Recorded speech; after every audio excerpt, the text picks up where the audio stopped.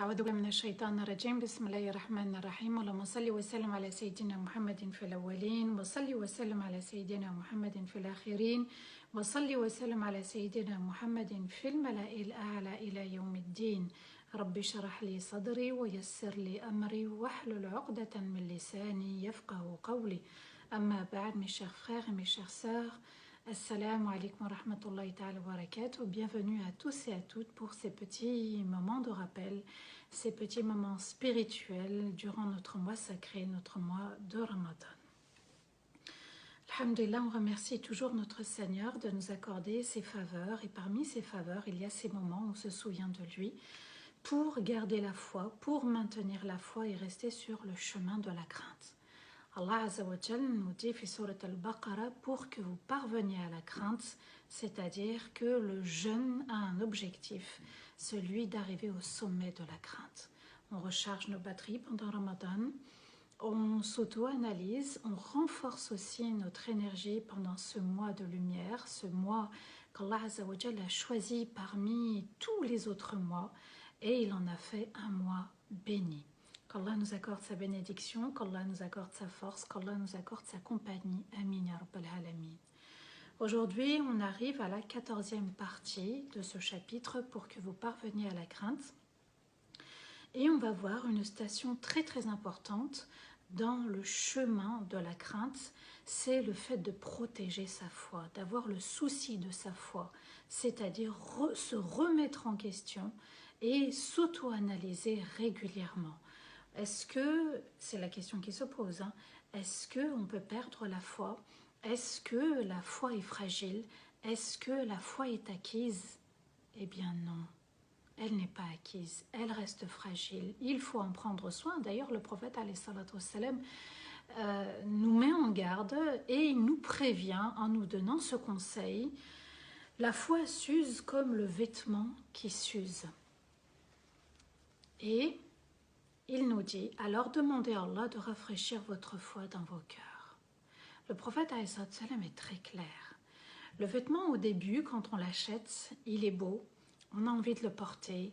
Très souvent, il nous va bien et à un moment donné, on va commencer à le délaisser. Pourquoi? Peut-être parce qu'il n'est plus à notre goût, parce qu'on a acheté un autre vêtement, parce que c'est plus à la mode. Vous voyez, c'est plus tendance. Et puis, à force aussi de le porter plusieurs fois, eh bien, il va commencer à s'user et il va commencer à prendre une autre couleur et peut-être une autre forme. Et ici, le prophète alayhi salatu wassalam nous dit, sois attentif à ta foi. Pourquoi? Parce qu'elle va subir des choses. Parce qu'elle va s'affaiblir, elle va s'user. Et avec le temps, si on n'est pas vigilant pour rafraîchir cette foi et lui redonner de l'énergie pour la booster, eh bien elle va finir comme ce vêtement qui s'use. C'est le conseil de Rasulullah sallallahu alayhi wa sallam qu'il ne faut pas prendre à la légère. Et de manière quotidienne, chaque jour, nous devons avoir ce souci. Alors, la foi, elle augmente, la foi, elle baisse. Et d'ailleurs, dans un autre hadith, le prophète alayhi salam nous dit que la foi augmente avec les bonnes actions, l'obéissance, et elle diminue avec la désobéissance. Nul n'est parfait, il ne faut pas culpabiliser là-dessus. C'est-à-dire que la personne va commencer à être en colère envers elle-même, elle ne se pardonne pas d'avoir commis une erreur, un péché, un manquement. Ça arrive. Mais le problème n'est pas ici, le problème est dans mon retour vers Allah. Est-ce que je reviens à chaque fois en demandant pardon à mon Seigneur? Donc, l'erreur est humaine, l'erreur est de rester dans l'erreur et se tourmenter et culpabiliser. Non, je me pardonne, j'ai le droit à l'erreur, j'avance parce que je sais que j'ai été créé pour faire des erreurs, mais j'ai été créé aussi avec le devoir du repentir, toujours le retour vers sa majesté. Alors la foi, c'est quelque chose qui a une grande valeur, c'est quelque chose de très important, c'est quelque chose qu'il faut en prendre soin, comme un bijou, comme un diamant, on ne le met pas n'importe où, parce que ce cœur, subhanallah, c'est un cœur qui doit être gorgé de lumière, d'obéissance, et on en prend soin. Et soit j'en prends soin de ce cœur, de cette foi, de cette crainte pour Allah, c'est-à-dire rechercher l'obéissance, soit je vais commencer à la perdre tout doucement. Soit, sans m'en rendre compte, je vais vers le chemin de ma perte. Et c'est là où on doit être vigilant. Et c'est là où on doit être conscient. Pas uniquement le fait de savoir, hein, mais réaliser le fait qu'on peut perdre sa foi à tout moment. Chaque épreuve sera un test pour moi, pour me dire, tu gardes la foi? Tu es toujours véridique? Tu es toujours vrai dans tes propos quand tu dis La ilaha illallah Muhammadun Rasulullah sallallahu alayhi wa sallam?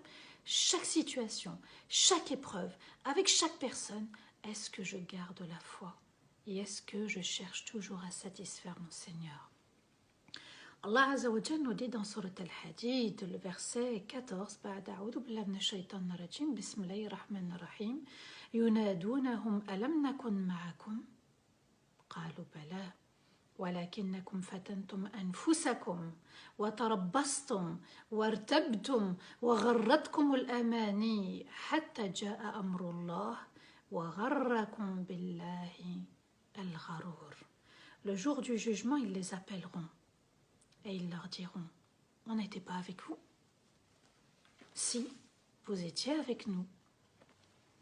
Mais vous vous êtes mis dans des situations où votre foi a subi un test, dans des situations très néfastes pour vous. Et vous avez continué sans changer en pensant que vous allez changer plus tard. Et vous avez commencé à douter.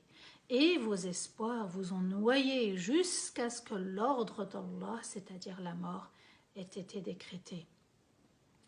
Et le trompeur vous a bien trompé au sujet d'Allah. Un verset qu'il faut considérer, Surat Al-Hadid, le faire, verset 14. Allah Azza wa Jal nous dit que le jour du jugement, les gens de l'enfer vont appeler les gens du paradis en leur disant, alors qu'ils étaient dans notre communauté, hein, on n'était pas avec vous, on n'était pas parmi vous, on n'était pas musulmans avec vous. Si, vous étiez avec nous. Mais votre cœur était ailleurs. Vous étiez avec nous d'apparence, physiquement, mais votre cœur était ailleurs. Vous n'étiez pas avec notre cœur, le cœur de l'obéissance. Si, vous étiez avec nous, mais vous vous êtes mis dans des situations néfastes, avec des personnes néfastes, dans des situations qui vous ont causé du tort, des situations très fragiles, des situations avec des lieux aussi néfastes. Vous vous êtes retrouvés dans des endroits avec des personnes qui vous ont porté préjudice.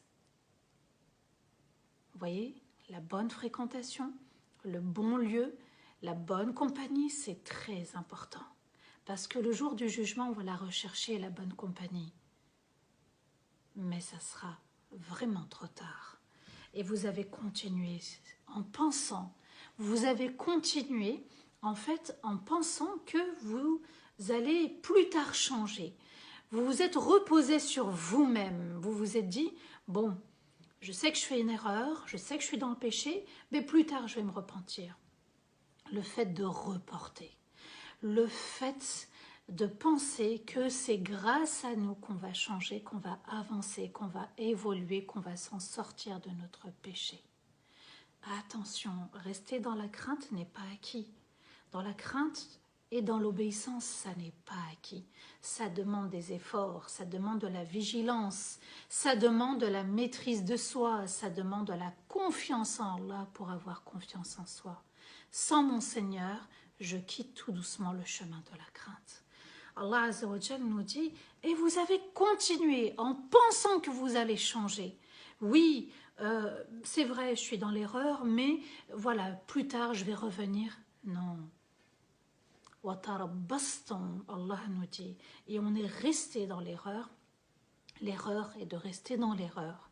Et dans cette phase-là, il y a un sentiment de culpabilité. On a envie de revenir vers Allah et on est tiraillé par la passion dans laquelle on est. C'est valable dans les relations conjugales, c'est valable dans les relations parents-enfants, c'est valable dans la fratrie, c'est valable dans chaque famille, c'est valable dans la communauté.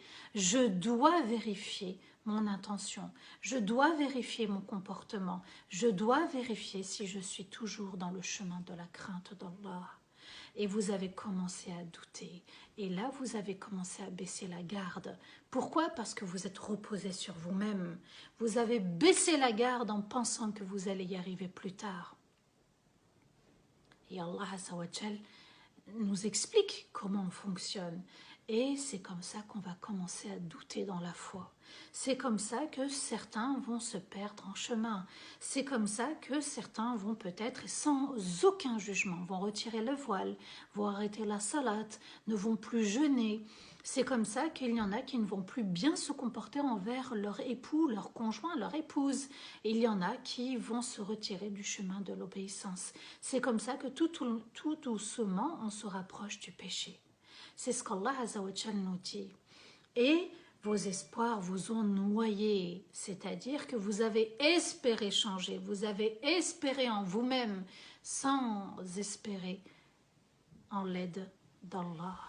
Et Allah Azza wa Jal nous dit jusqu'à ce que l'ordre ait été décrété, jusqu'à, comme expliquent les Mufassirin, jusqu'à ce que l'ordre de la mort arrive. Et là, c'est fini. Et là, c'est trop tard.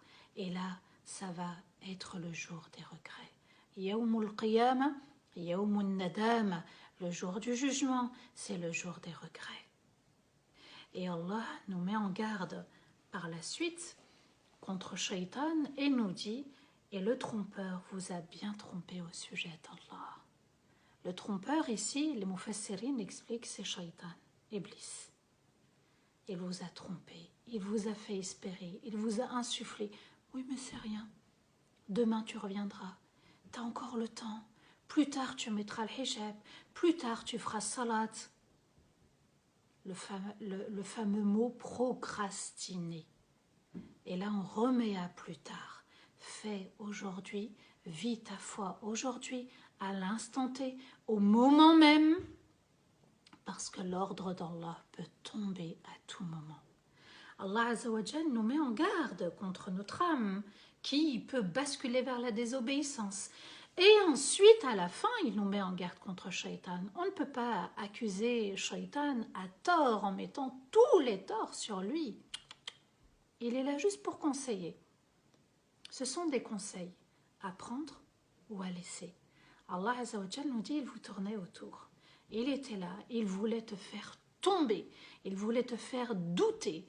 Et Allah Azza wa Jal nous dit وَمِنَ النَّاسِ مَنْ يَعْبُدُ اللَّهَ عَلَى حَرْفٍ. Et il y a des gens qui adorent Allah à la harf, c'est-à-dire au bord du précipice. C'est-à-dire qu'ils sont au bord de tomber dans le ravin, au bord de la falaise. وَمِنَ النَّاسِ مَنْ يَعْبُدُ اللَّهَ عَلَى حَرْفٍ. Il y a des gens qui adorent Allah, c'est-à-dire qu'ils sont sur le point de tomber dans le ravin, au bord de la falaise. Ils sont toujours plutôt vers la désobéissance que l'obéissance. Attention, on ne doit pas s'exposer vers le péché, on ne doit pas se rapprocher du péché, on doit tout faire pour s'en éloigner.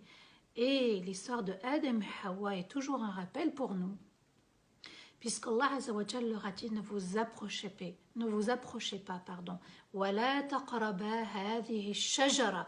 Et ne vous approchez pas de cet arbre. Allah Azza wa Jal nous explique qu'il y a des obstacles à la foi, le fait de toujours reporter et de ne pas obéir à Allah à l'instant T, et de toujours aussi considérer qu'on peut y arriver plus tard, et Shaitan qui est là pour en rajouter et nous enjoliver le péché et nous enjoliver l'avenir. Qu'Allah nous accorde le meilleur, la meilleure foi, qu'Allah nous accorde le meilleur comportement envers nous-mêmes et envers Allah, et qu'Allah nous garde dans le chemin de la crainte, le chemin de l'obéissance, et qu'Allah nous protège du feu de l'enfer. Amin ya Rabbal Alamin. بارك الله فيكم واستغفر الله لي ولكم. سبحان ربك رب العزة عما يصفون والسلام على المرسلين والحمد لله رب العالمين. آمين اللهم آمين. Je vous dis à demain pour une nouvelle partie. في أمان الله والسلام عليكم ورحمة الله تعالى وبركاته.